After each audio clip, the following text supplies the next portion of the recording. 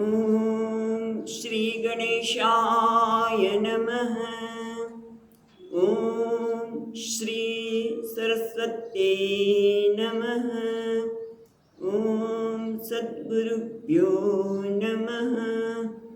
ॐ भागवत भगवान की जय। नमस्ते परमहंस स्वादित चरणकमलचिन्मकरन्दाय भक्तजनमानस निवासाय श्रीरामचन्द्राय वागीसायस्य वदने लक्ष्मी यस्य च वक्षसि यस्यास्ति हृदये संवित् तं नृसिंहमहं भजे।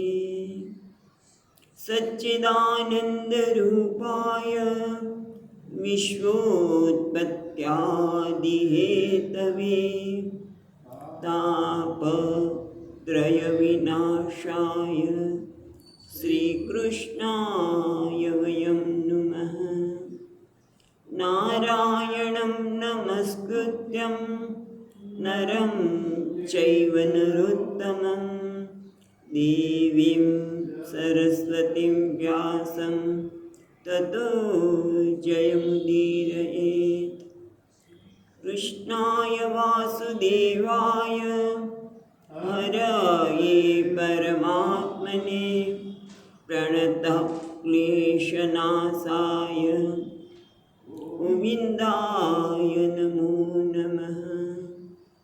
यं प्रवचन्तमनुपेत्य अपेतकृत्यं वैपायनो विहरकातर आजुहाव।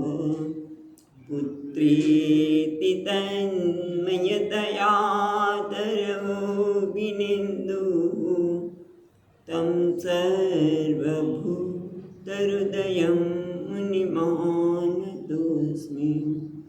जन्माद्यस्य यतोऽन्वयादितरतः चार्थेष्वभिघ्नस्वराट् तेने ब्रह्महृदाय आदिकवये मुह्यन्ति सूरयः।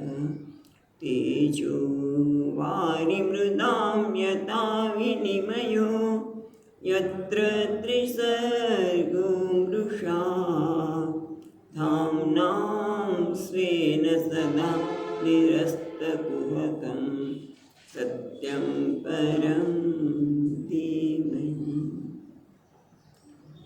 नमो भगवते तुभ्यं वासुदेवाय धीमहि प्रद्युम्नाय निरुद्धाय नमः संकर्षणाय च।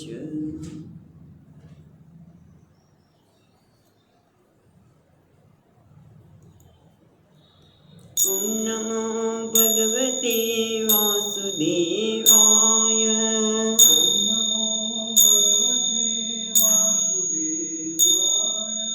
ॐ नमो भगवते वासुदेवाय।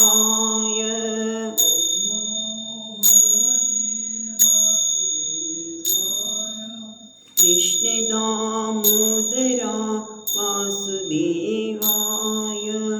कृष्ण दामोदरा वासुदेवाय। ॐ नमो भगवते वासुदेवाय। भगवते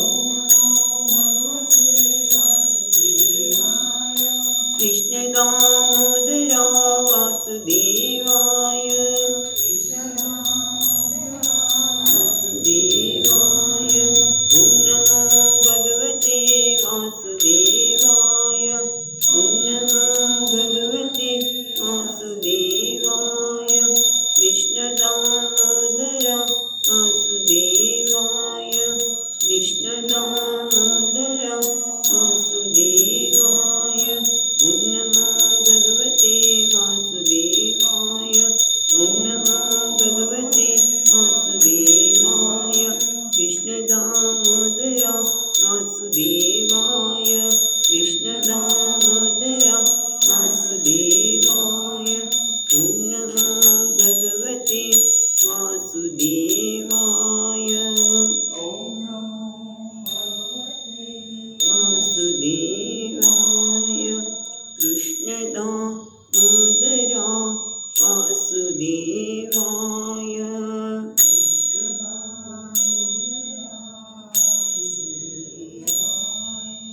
કૃષ્ણ દામોદરા વાસુદેવાય દામોદરા વાસુદેવાય ઓમ નમો ભગવતે વાસુદેવાય ઓમ નમો ભગવતે વાસુદેવાય.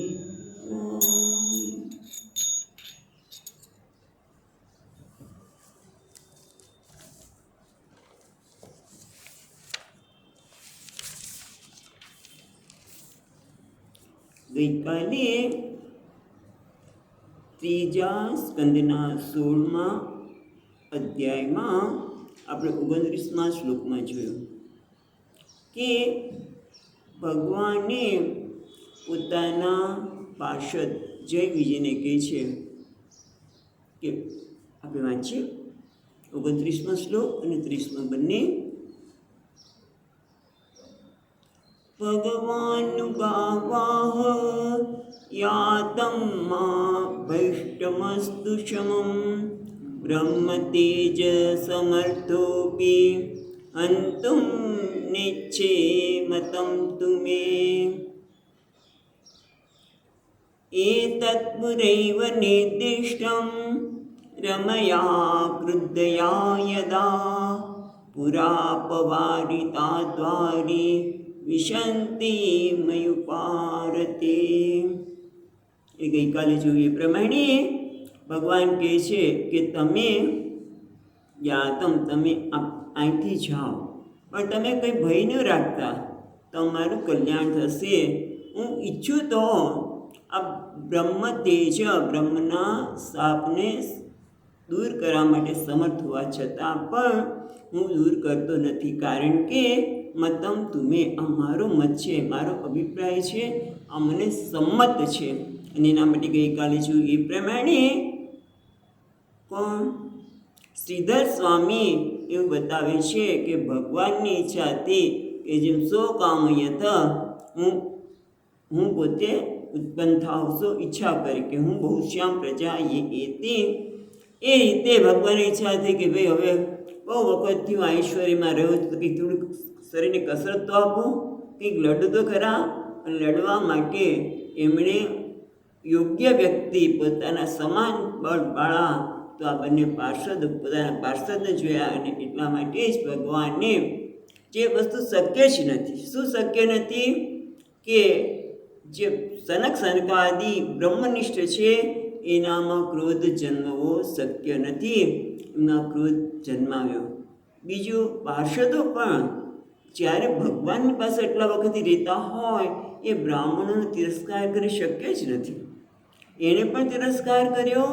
અને ત્રીજું કે યદ ગત્વાન નિવર્તન્તે તદ્ધામ પરમમ મમ, વૈકુંઠમાં ગયા પછી પાછું અનું થાય નહીં, પણ ત્યાંથી પણ આ લોકોને પૃથ્વી પર આવવું પડ્યું. આ બધું જ ભગવાનનો મત છે. અને એટલું જ નહીં, ભગવાન કહે છે કે એ તત્ પુરા એવા નિર્દિષ્ટ, આ પહેલાં પણ આ બધું નક્કી જ થયેલું હતું. શું? કે જ્યારે મય ઉપર તે જ્યારે યોગ નિદ્રામાં સૂતો હતો ત્યારે દ્વારમ ઉપવારિતા, તમે લક્ષ્મીજી જે દ્વારમાં પ્રવેશ કરતા રમયા કૃદયા યદા, ત્યારે તમે રમાને લક્ષ્મીજીને તમે અટકાવ્યા હતા. અને એટલે લક્ષ્મીજી પણ ક્રોધિત થઈ ગયા. રમયા કૃદયા, ત્યારે પણ ક્રોધિત થઈ ગયા હતા. અને પહેલેથી જ આ શાપનો નિર્દેશ કરવામાં ત્યારે આવ્યો હતો. હવે આગળ કહે છે કે તમે જાઓ ખરા, પણ તમે મને કઈ રીતે ભજશો એની પણ વાત કરવામાં આવે છે 31મા શ્લોકમાં. મયે સંરંભયોગેન નિસ્તીર્ય બ્રહ્મહેલનમ પ્રત્યેષ્યત નિકાશમ મે કાલેનાલ્પીયશા પુનઃ. એટલે ભગવાન કહે છે સરંભમ યોગેન, સરંભ એટલે ક્રોધ, તસ્ય યોગ એટલે ક્રોધ ક્યારે થાય કે વેર હોય તો જ. એટલે તમે મારામાં વેરભાવ વડે બ્રહ્મહેલનમ એટલે બ્રહ્મનો તિરસ્કાર કરવાને લીધે થયેલો તિરસ્કાર જમ, બ્રહ્મના તિરસ્કાર રૂપી જે પાપ છે એને નિસ્તર્ય ને તમે તરી જશો. ક્યારે તરશો તો કે છે કાલેન અલ્પયશા, બહુ ટૂંકા કાળમાં, અલ્પકાળમાં તમે એમાંથી તરી જશો અને પુનઃ ફરીવાર મેં પ્રતિયત્સ્યત નિકાશમ, પ્રત્યે પાછા આવું, પ્રત્યેશતમ એટલે તમે પાછા આવશો, નિકાશમ એટલે સમીપ. તમે મારામાં વૈભાવ વડે આ બ્રાહ્મણના શાપમાંથી મુક્ત થઈ જશો અને ફરી પાછા થોડા સમયમાં મેં નિકાશમ મારી નજીક પ્રત્યેશ પાછા આવશો. એટલે ટૂંકમાં કે તમે વૈરભાવ રાખજો અને હું તમારી પાસે તમે મોકલું છું પૃથ્વી પર, પણ હું પણ તમારા માટે અવતાર ધારણ કરીશ. એટલે આગળ કહે છે 32મા શ્લોકમાં ત્વાસ્તાવાદિશ્ય ભગવાન વિમાન શ્રેણીભૂષણમ સર્વાતિશયા લક્ષ્મ્યા ચુષ્ટમ સ્વમ દિષ્ણા વિશત. દ્વાસ્તા આવાદિશ્ય, દ્વાસ્તા બંને દ્વારપાળને આદિશ્યને આજ્ઞા કરી ભગવાને કહ્યું તમે જાઓ, અને એમને પૃથ્વી પર જવાનું કહીને ભગવાન વિમાન શ્રેણીભૂષણમ, ભગવાન વિમાન શ્રેણીભૂષણ, વિમાન જેમનું ભૂષણ છે, વિમાન જેમનું ભૂષણ છે. પણ કેવું વિમાન છે? સર્વાતિશયા એ સર્વ ઉત્કૃષ્ટ વિમાન, સર્વ ઉત્કૃષ્ટ તો છે પણ સાથે કહેવાય છે લક્ષ્મ્યા, લક્ષ્મ્યા એટલે સંપદા. અહીંયા લક્ષ્મીનો અર્થ છે સંપદા, સંપત્તિ થી યુક્ત, ચુષ્ટમ એટલે યુક્ત, સમધિષ્ણમ આવિશત, ચુષ્ટમ એટલે યુક્ત પણ થાય અને પૂર્ણ લક્ષ્મ્યા એવું પણ થાય, ચુષ્ટ એટલે ચડાય, યુક્ત એટલે બંને દ્વારપાળને આજ્ઞા કરીને ભગવાન વિમાનોની પંક્તિઓથી શોભતા, ભૂષણમનો ત્યાં શોભતા કહે છે. સર્વશ્રેષ્ઠ શોભાથી, સર્વશ્રેષ્ઠ સંપદાથી પૂર્ણ એવા સ્વધિષ્ણમ આવિશત, સ્વકીય દિષ્ણમ એટલે સ્થાન, પોતાના સ્થાનમાં પધાર્યા. અહીંયા વિમાન એટલે આપણે જેને વિમાન કહીએ છીએ નહીં, પણ અહીંયા અર્થ ટીકાકાર કહે છે વિમાન એટલે પ્રાસાદ. હા, વિમાન એટલે મહેલો, વિમાન એટલે આમ ઉડીને બધે જતા હોય એ નહીં, પણ અહીંયા વિમાન અર્થ કહે છે મહેલ. એટલે બંને દ્વારપાળે ભગવાન આજ્ઞા આપીને પોતાના સર્વશ્રેષ્ઠ જે સ્થાન છે મહેલ, જે સંપત્તિથી પૂર્ણ છે, સંપદાથી એવા શ્રેષ્ઠ સ્થાનમાં પોતે ત્યાં પ્રવેશ કર્યો. હવે આ બાજુ શું થયું તો કે છે 33મા શ્લોકમાં તૌ ગીર્વાણ ઋષભો દુરસ્તાદ હરિલોકતઃ અતશ્રીયો બ્રહ્મસાપાદ અભૂતા વિગતસ્મયો.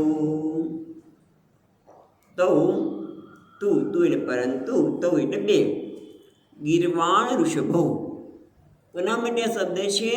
ગીર્વાણ ઋષભો એટલે દેવ શ્રેષ્ઠ, ગીર્વાણ ઋષભ એટલે શ્રેષ્ઠ, ગીર્વાણ દેવ શ્રેષ્ઠ પાર્ષદો, પાર્ષદો કેવા છે? દેવતા જેવા જ છે એવા શ્રેષ્ઠ પાર્ષદો, બંને પાર્ષદ દુરસ્તાદ હરિલોકતઃ, હરિલોક એટલે ભગવાનના લોકથી પણ દુરસ્તાદ છો. બ્રહ્મશાપાદ દુરસ્તાદ એ સાથે જશે, બ્રહ્મશાપાદ દુરસ્તાદ એ બંને શબ્દ સાથે જાય તો શું થાય? બ્રહ્મશાપ કેવો છે? દુરસ્ત, એને દૂર કરી શકાય નહીં એવા બ્રહ્મ શાપને લીધે આ બંને દેવશ્રેષ્ઠ પાર્ષદો બ્રહ્મ શાપ દૂર કરી શકાય નહીં એટલા કારણે શું થયા અતશ્રીઓ એમનું શ્રી એટલે અહીંયા તેજ શ્રી એટલે લક્ષ્મી પણ થાય અને કયું લક્ષ્મી તેજ એના મોઢા પરનું જે તેજ છે એ બધું નિસ્તેજ બની ગયા અને એટલું જ નહીં નિસ્તેજ થવાથી શું થયું વિગત સ્મયો વિગતે જતું રહેવું સ્મયો એટલે અહંકાર નિસ્તેજ તો થયા પણ ગર્વ રહિત બની ગયા એક નિસ્તેજ થઈ ગયા ગર્વ રહિત થઈ ગયા અને પછી એક શબ્દ પડે મૂકવો પડે કે પતંતી પડ્યા કારણ કે ઉપરથી પછી નીચે જ પડવાના વેંકુટમાંથી ગયા એવું નથી આવતું પણ અહીંયા એક શબ્દ આપણે ઉમેરવો પડે પતંતી એ શું થશે તું પરંતુ તૌ ગિરવાણ ઋષભો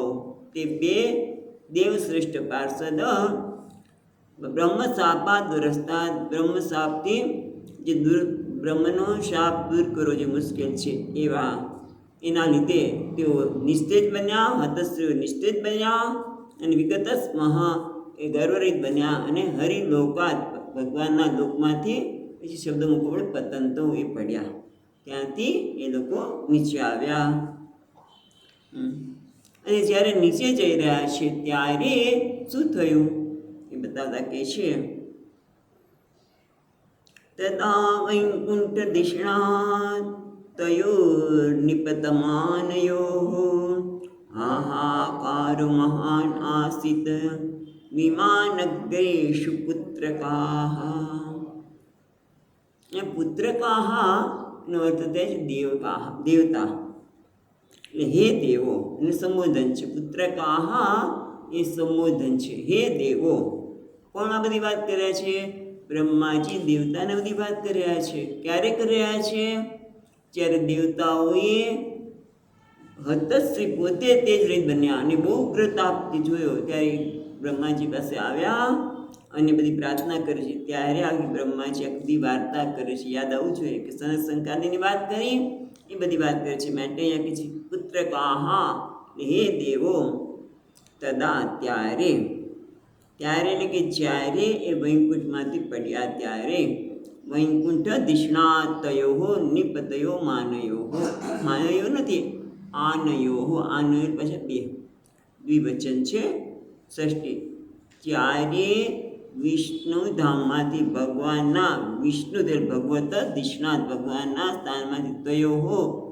નિપતતમ જ્યારે આ બંને વૈકુંઠમાંથી પડ્યા ત્યારે આનયો હાહાકારો મહાન આસિત ત્યારે વિમાન અગ્રેશુ એટલે શ્રેષ્ઠ વિમાનોમાં બધે મોટો હાહાકાર થઈ ગયો એટલે એમનાથી સહન નથી કરી અમારી સાથે રહેનારને આજે પૃથ્વી લોકો પર જવું પડે છે અને એટલા માટે કે છે હાહાકાર મહાન એટલે ઉચ્ચ એટલે બહુ ઊંચે બધા મોટેથી ઊંચે મોટો ખૂબ મોટા અવાજ છે હાહાકાર કરવા લાગ્યા કે અરે આ લોકો નીચે ગયા જ્યારે બંને વૈકુંઠના ધામમાંથી નીચે જે પડ્યા ત્યારે વિમાન અગ્રેશુ એટલે વિમાનમાં ત્યાં રહેતા લોકોએ હાહાકાર મચાવ્યો વિમાન અગ્રેશુ એટલે ત્યાં વસતા વિમાનમાં રહેતા લોકોએ હાહાકાર મચાવ્યો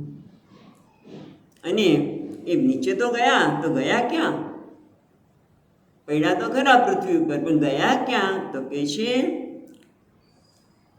35મા શ્લોકમાં તાવત એવ શદુના પ્રાપ્તૌ પાર્ષદ પ્રવૌ હરેઃ દત્તિતે જઠરનિર્વિષ્ટં કાશ્યપ્તે ચ ઉલ્બણં તાવત એવ હિ અધુના પ્રાપ્તૌ પાર્ષદ પ્રવરૌ હરેઃ એટલે તાવત એવમ હરેઃ પાર્ષદૌ એટલે શ્રી હરિના હરેઃ પાર્ષદ પ્રવરૌ શ્રી હરિના બે પ્રવરૌ એટલે બે શ્રેષ્ઠ પાર્ષદો હિ એટલે ખરેખર તાવત ત્યારે શ્રીહરિના બંને પાર્ષદો ખરેખર દિતેહે જઠરે નિર્વિષ્ટમ કાશ્યપ તેજ ઉલ્બણમ, એટલે ત્યારે દિતિના ઉદરમાં દિતેહે જઠરે નિર્વિષ્ટમ, એટલે દિતિના જઠરમાં ઉદરમાં ગર્ભમાં પ્રવિષ્ટમ પ્રવેશ કર્યો. અને કયું? કાશ્યપ તેજ ઉલ્બણમ પ્રાપ્તવ. ક્યાં છે પ્રાપ્તવ? પેલી લીટીમાં. તાવદી અધુના, એટલે અત્યારે. અધુના શબ્દ પછી આવશે, જોઈ લઈએ આપણે. આમ કે શું છે? તાવત એવ હરિરે પાર્ષદ પ્રવણો અધુના દિતેહે જઠરે નિર્વિષ્ટમ કાશ્યપ તેજ ઉલ્બણમ પ્રાપ્તવ. એ રીતે પ્રાપ્ત એ પ્રાપ્ત કર્યું. એટલે હરિના એ પાર્ષદો ખરેખર અત્યારે, કારણ કે અત્યારે એટલા માટે એની વાત અત્યારે દિતિના જઠરમાં પ્રવેશ કર્યો છે, અને કશ્યપનું જે મહાન છે ઉગ્ર તેજ એ લોકોએ પ્રાપ્ત કર્યું છે. ગર્ભમાં પ્રવેશ કર્યો અને ઉગ્ર તેજ પ્રાપ્ત કર્યું છે. હવે આગળ કહે છે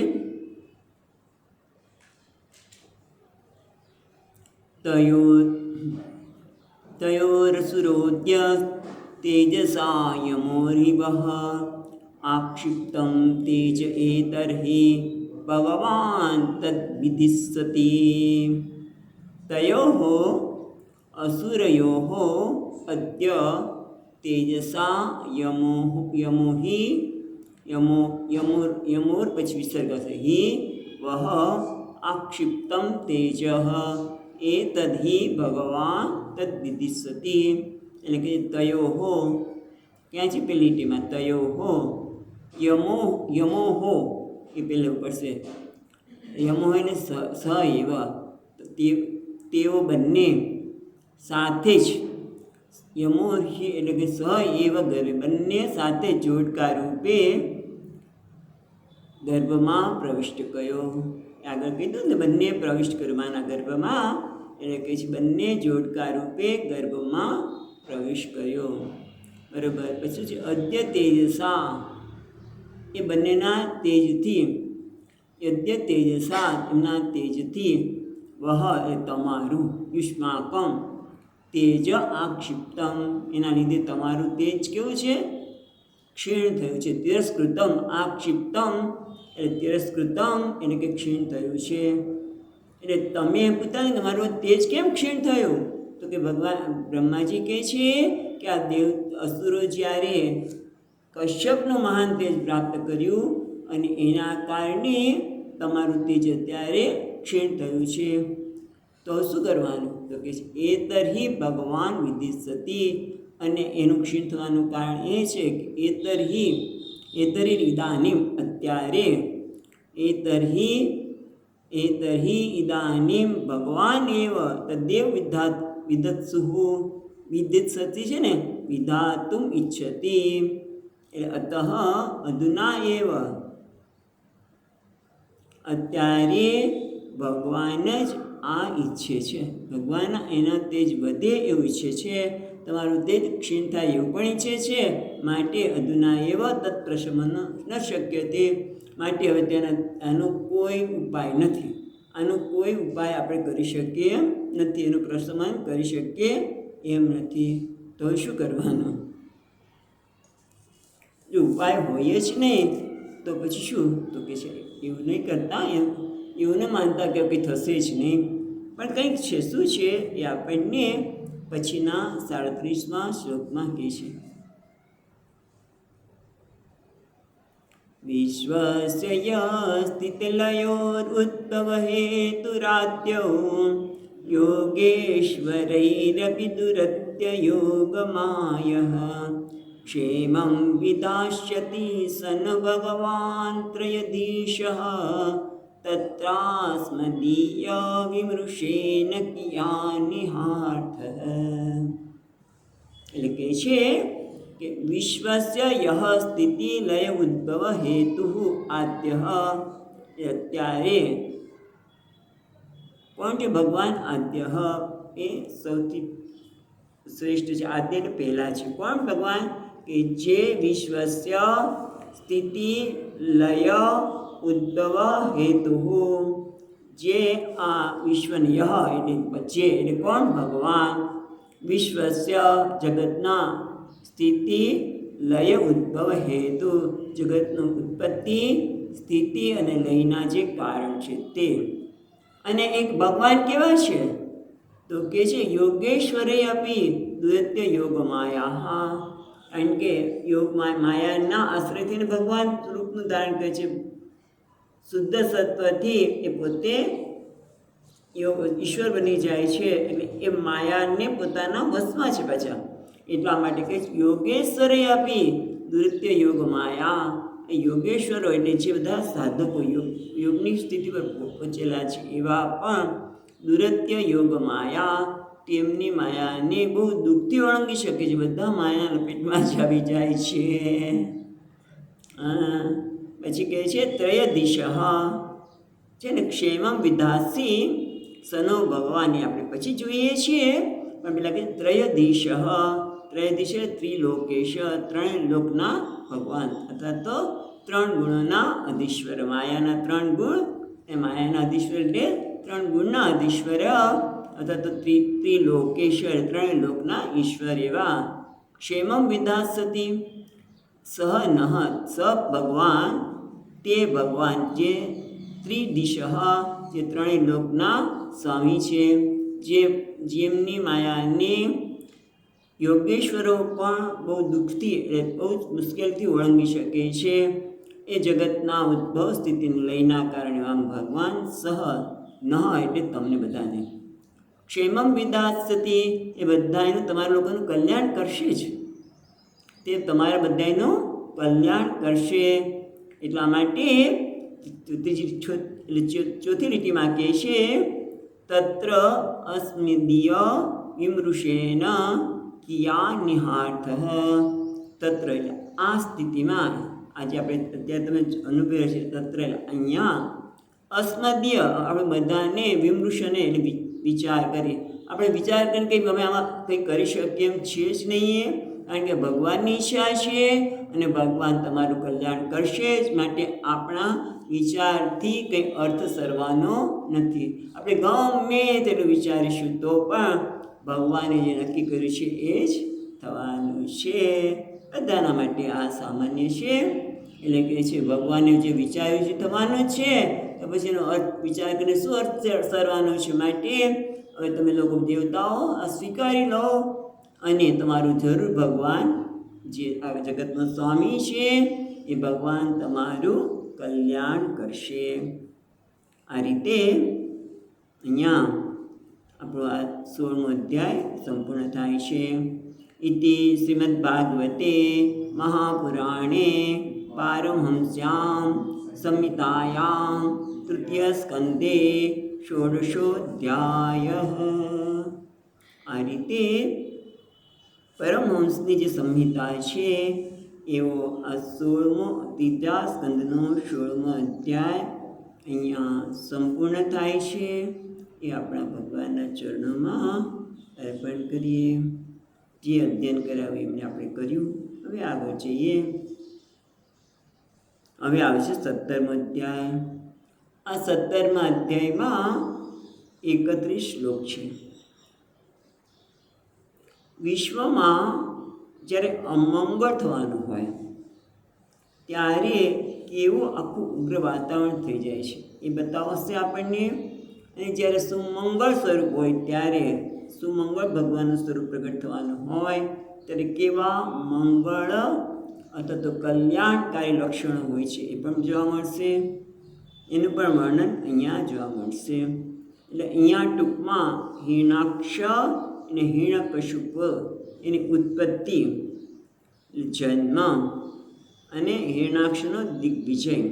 એ ટૂંકમાં ઉત્પત્તિ હિરણાક્ષ એટલે લોભનું પ્રતીક છે અને હિરણ્યકશુપ એ ભોગનું પ્રતીક છે.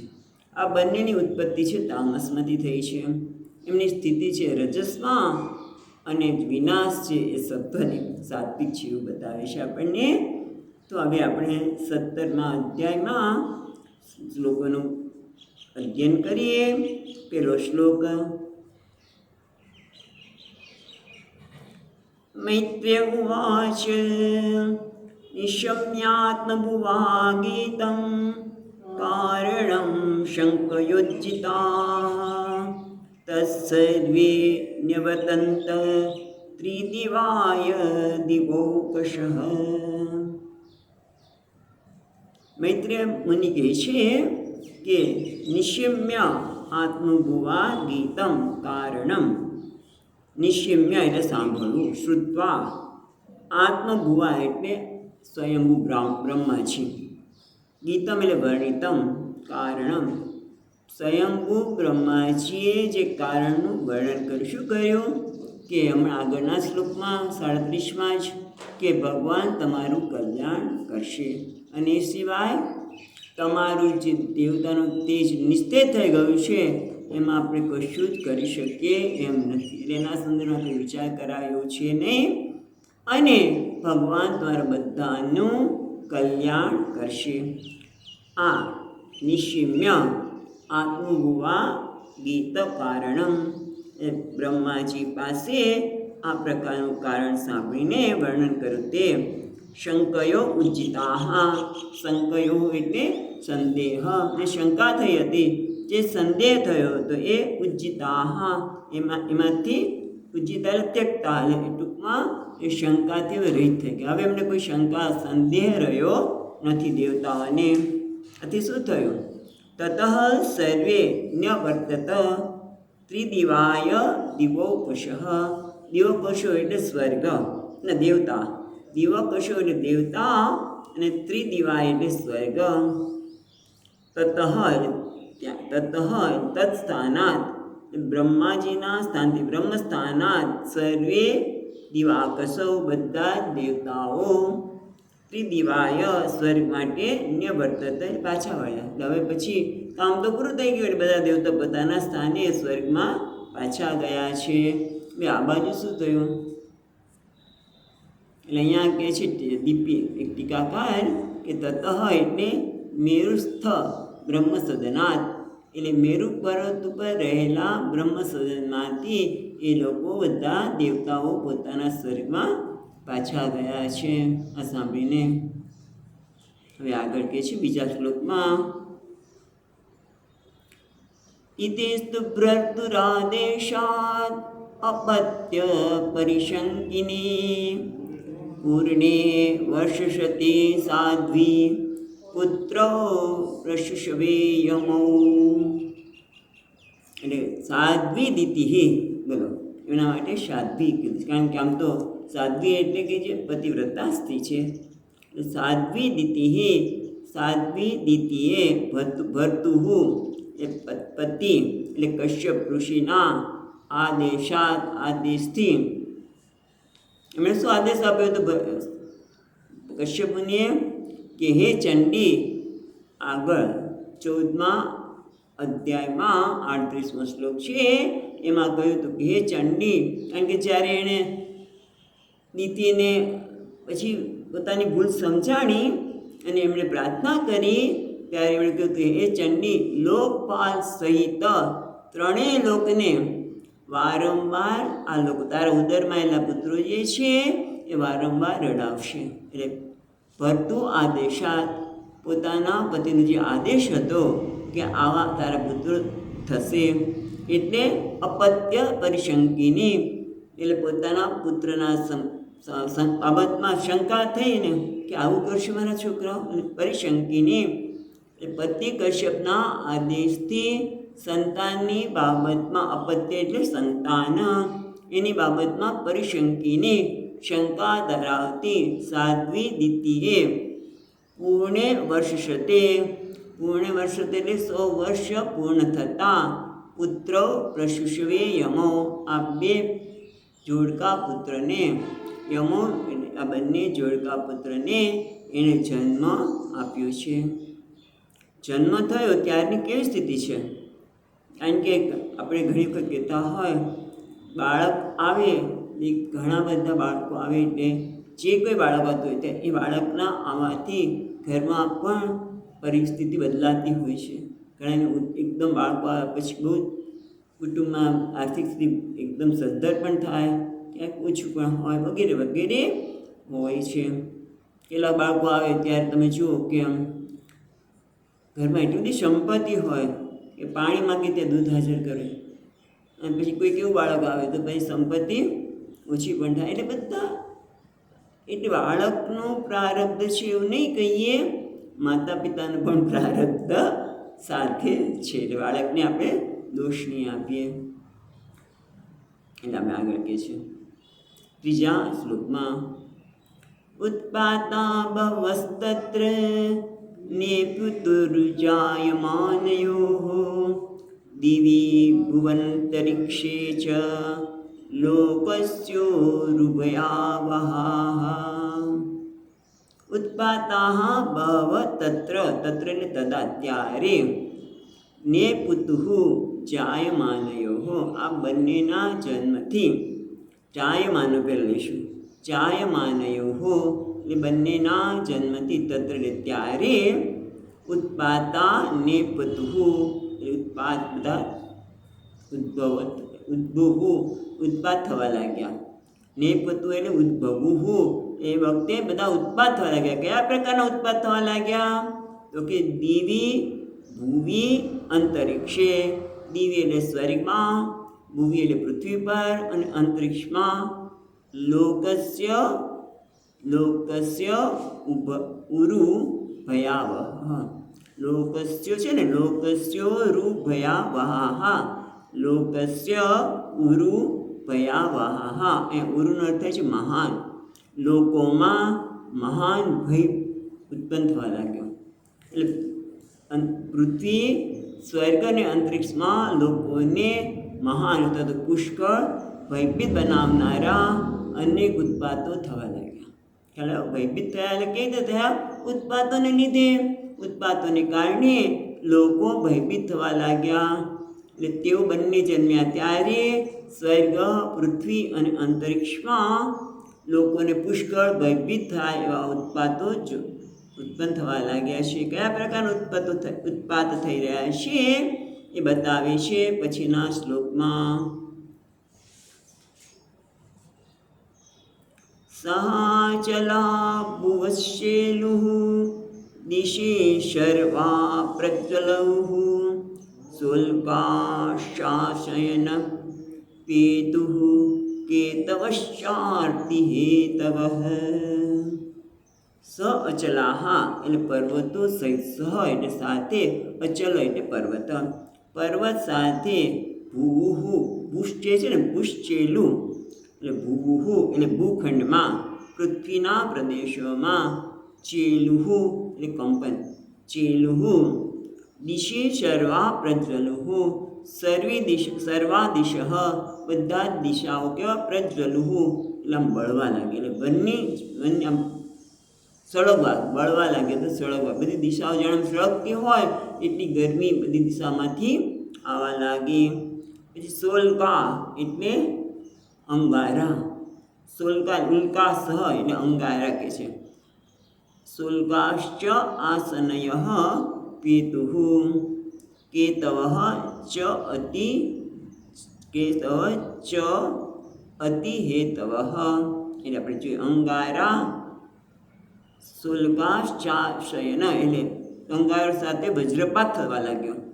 અને પેતુઃ કેતવઃ ચ કેતવ એટલે ધૂમકેતુ કેવા છે? ચ આરતી હેતવા, ચાતી છે ને, ચ કેતવ ચ આરતી હેતવ, આરતી એટલે પીડાકારક.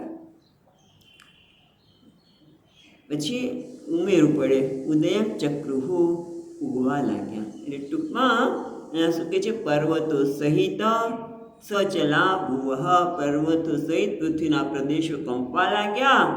સર્વે દિશા પ્રજ્વલઃ બધી દિશા સળગવા લાગી. શુલ્કાહ એટલે અંગારા સાથે વજ્રપાત થવા લાગ્યો. અને કેતવ ધૂમ્રકેતુ છે એ બધા પીડાકારક, આરતી હેતવ પીડા આપનારા ઉગવા લાગ્યા. હવે આગળ શું થયું કે છે? એ ટૂંકમાં કહ્યું ને કે કેવો જન્મ થાય છે એના ઉપર બધા દેખાય છે. અને આ તો બહુ જ તેજસ્વી ઋષિના પુત્રો તો ખરા જ. એટલે બહુ જ શક્તિશાળી છે. આગળ કહે છે 5મા શ્લોકમાં વવૌ વાયુષુ દસ્પર્શ ફુત્કારાનિરયન મુહુઃ ઉન્મલયન નગપતિન વાત્યાનિકો રજોદ્વજઃ. વવૌ વાયુ સુદુષ્પર્શમ એટલે કઠિન સ્પર્શ, જેનો સ્પર્શ બહુ કઠિન હોય, એટલે આપણે કરવો ગમે નહીં. સુદુષ્પર્શ, જેનો સ્પર્શ કેવો છે? કઠિન છે. અને ફુત્કારાન ઇરયન મુહુઃ, ફુત્કાર ફૂફાડા મારતા હોય ને એવા. ઇરયન એટલે અવાજ, ઇરયન એટલે ધ્વનયન, મુહુઃ એટલે વારંવાર. વવૌ વાયુ સુદુષ્પર્શમ એટલે વાયુ છે કે વંટોળી રૂપી સેનાવાળો અને ફુત્કાર કરતો વાયુ વેવા લાગ્યો. એટલું જ નહીં, ઉન્મૂલયન નગપતિ, નગપતિ એટલે પર્વત, તોતિંગ વૃક્ષ, નગપતિ એટલે વૃક્ષ. અને આ કેવું આપણે તોતિંગ વૃક્ષ, સામાન્ય વૃક્ષ નહીં, વાવાઝોડું આવે એટલે વૃક્ષોને પણ ઉડાડી મૂકે. એમાં અહીંયા વંટોળિયા રૂપી સેનાઓ દ્વારા, સેના શબ્દ ક્યાંથી જોઈએ છે? ઉન્મયન નગપતિન વાત્યાનિકો, અનિકો એટલે સેના, એટલે વાયુ રૂપી સેના, એટલે વંટોળિયા રૂપી સેના દ્વારા જે ફુત્કાર કરતો, એકદમ અવાજ કરતો વાયુ, અને વાયુનો સ્પર્શ પણ કેવો છે? સ્પર્શ કરવો ગમે નહીં એવો. કેવો છે?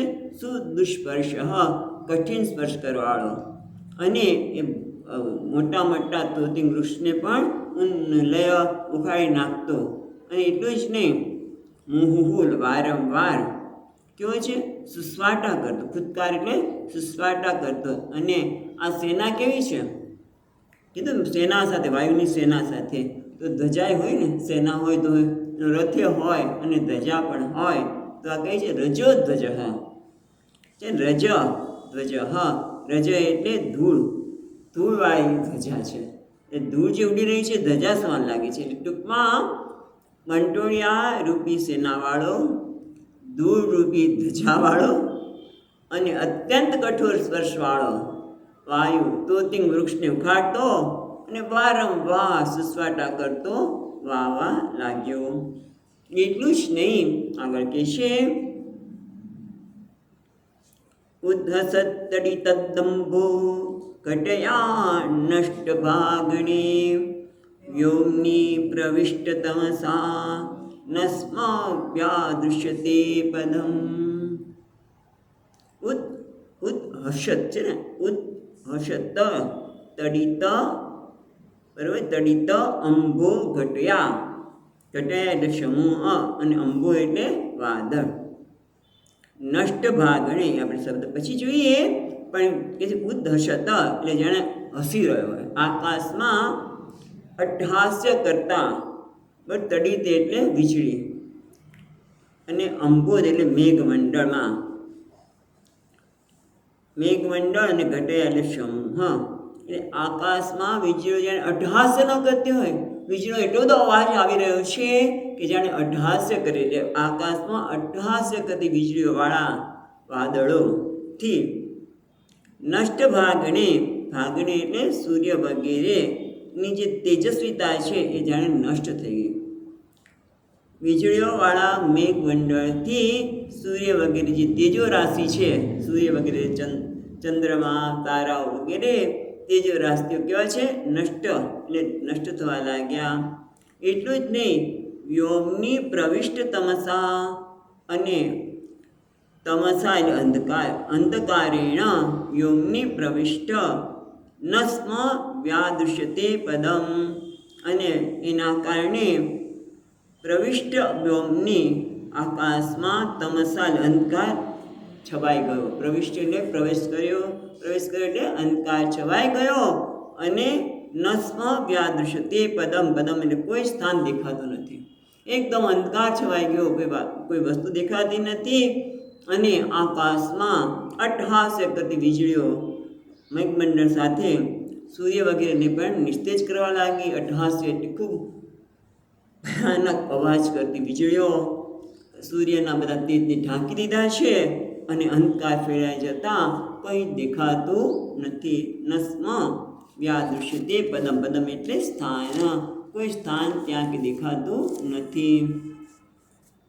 એટલે મોટેથી જાણે હસતી હોય એમ વીજળીઓ, જેવા વાદળના સમૂહથી નાશ પામેલા સૂર્યનો પ્રકાશ કીધું નષ્ટ ભાગણ યસ્મિન, અને ના કારણે અંધકારના લીધે આજુબાજુનું કશું દેખાતું પણ નથી. પછી શું થયું તો કે છે ચુક્રોશ વિમનાવાધિર ઉરુદ્ભી ક્ષુભિતોદરઃ સોદપાનાશ્ચ સરિતઃ ચુક્ષુભુ શુષ્ક પંકજાઃ.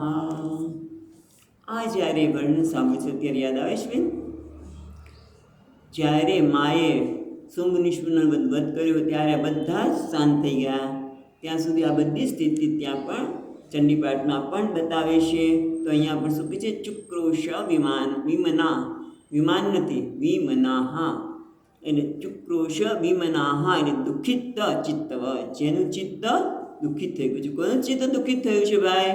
તો કે વાર્ધિ, વાર્ધિ એટલે સમુદ્ર, સમુદ્ર વિમના ઇવ, જાણે કે સમુદ્ર ઉદાસ થઈ ગયા છે. વિમનાહા એટલે દુઃખિત ચિત્ત, એટલે કહેવાય છે ઉદાસ ચિત્તવાળા.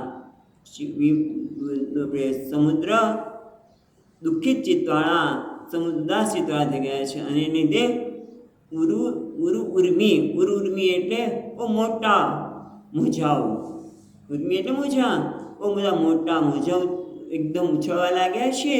અને એના લીધે ક્ષુભિત ઉદર, એટલે સમુદ્રનું ઉદર ક્ષુભિત થઈ ગયું છે. એટલે કે એના પેટાળમાં રહેલા મગર વગેરે પ્રાણીઓ પણ એકદમ ક્ષુભિત થઈ ગયા છે. જેમ પ્રભુએ રામચંદ્રજી જેવું 3 દિવસ સુધી રાહ જોઈ કે ભાઈ સમુદ્ર તું મને માર્ગ આપ, માર્ગ ન આપે તરત જ બાણ જ્યાં ચડાવ્યું નથી ત્યાં બધું ક્ષુભિત થઈ ગયું. એમ અહીંયા પણ કહે છે ક્ષુભિત ઉદર, સમુદ્રનું ઉદર ક્ષુભિત થયું એટલે કે એના પેટાળમાં રહેલા પ્રાણીઓ પણ બધા, મગર માછલી બધા ડરવા લાગ્યા, ક્ષુભિત થઈ ગયા. એટલું જ નહીં, સોદપાનાશ્ચ, ઉદપાન એટલે વાપી કૂપતળાગાદી, ત્યાં ભગવદ્ ગીતામાં ઉદપાનાહ એટલે કે વાવ, કૂવો, તળાવ એ બધા કેવા થઈ ગયા?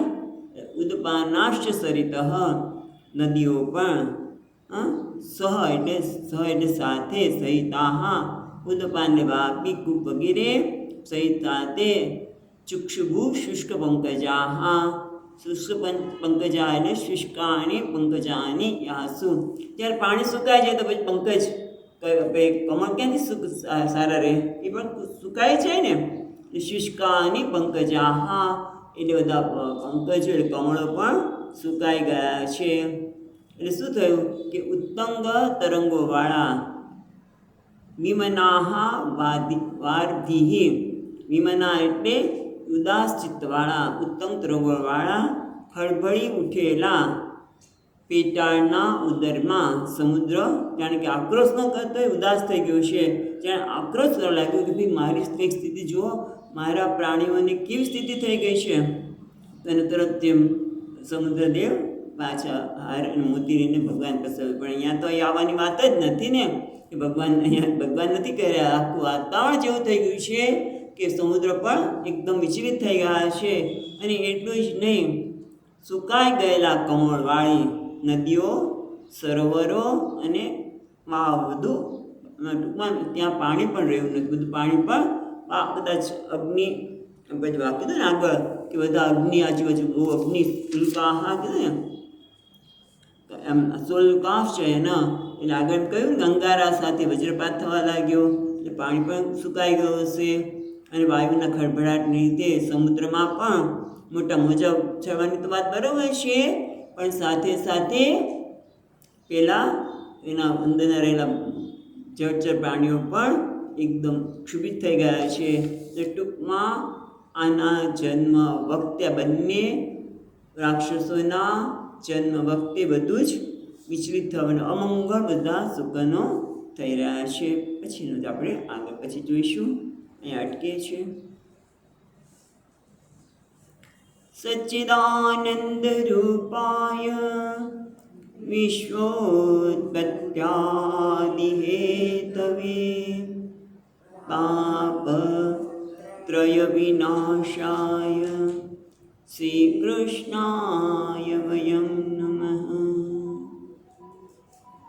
યં પ્રવચन्तમનુપેત્ય અપેતકૃત્યં વૈપાયનો વિહરકાતર આજુહાવ ઉત્પેતિ તન્મયતયાદરવો વિનેન્દુઃ तं સર્વભૂતહૃદયં મુનિમાનતોऽસ્મિ. ઓમ શાંતિ શાંતિ શાંતિ. હરિ ઓમ. શ્રી ગુરુભ્યો નમઃ. હરિ ઓમ.